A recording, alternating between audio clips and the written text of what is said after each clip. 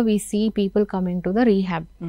ఈ రీహాబ్ వచ్చిన తర్వాత ఫస్ట్ థింగ్ ఫోర్మోస్ట్ థింగ్ ఏంటంటే వీళ్ళు అసెస్ చేయడం అవసరం అవుతుంది.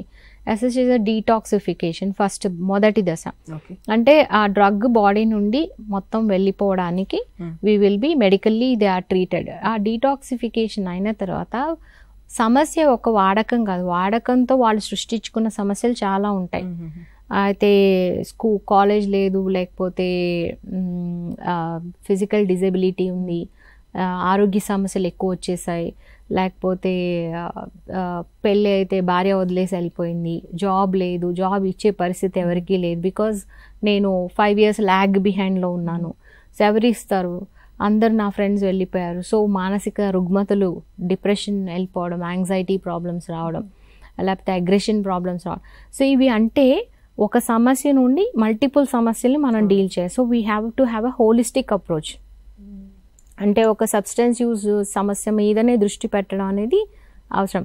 సో ఎవిడెన్స్ బేస్డ్ ట్రీట్మెంట్స్ ఏం చెప్తున్నాయంటే ఈ సమస్యని హోలిస్టిక్గా అన్ని కోణాల నుండి చూసి పరిశీలన చేసి అన్ని కోణాల నుండి వర్క్ చేయాల్సిన అవసరం ఉంది. అన్ని కోణాల్లో ఈ పర్సన్ని ఎంపవర్ చేయాల్సిన అవసరం ఉంది.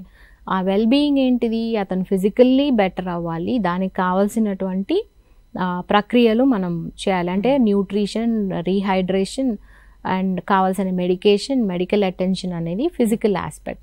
మానసికంగా అతను మెరుగుపడాలి అంటే అతను there are lot of therapies, cognitive behaviour therapy అంటే ఆలోచన విధంగా మార్పు రావాలి.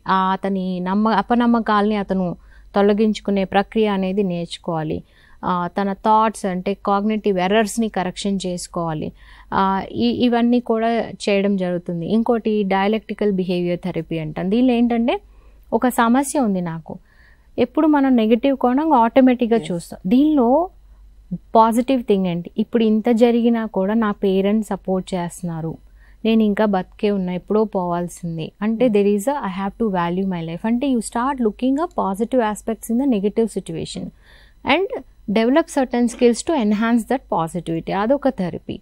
అండ్ ఇమోషన్స్ని హ్యాండిల్ చేసుకుని REBT థెరపీ అంటాం. సో నాకు స్ట్రెస్ వచ్చింది, ఏ విధంగా I have to work on it, నా స్ట్రెస్ని ఏ విధంగా డీల్ చేయాలి, సమస్యలు ఉన్నాయి, ప్రాబ్లమ్ సాల్వింగ్ స్కిల్స్ ఏం డెవలప్ చేసుకోవాలి. దెన్ రిలాప్స్ ప్రివెన్షన్ ప్రోగ్రామ్ అంటాం. ఇవన్నీ కూడా సైకో ఎడ్యుకేషన్తో పాటుగా గ్రూప్ థెరపీస్, ఇండివిజువల్ థెరపీస్ ఇవన్నీ కూడా కూటమిగా we will try and do work on them holistically. వాళ్ళ రిలేషన్షిప్స్ని కూడా we will work on during the rehabilitation phase.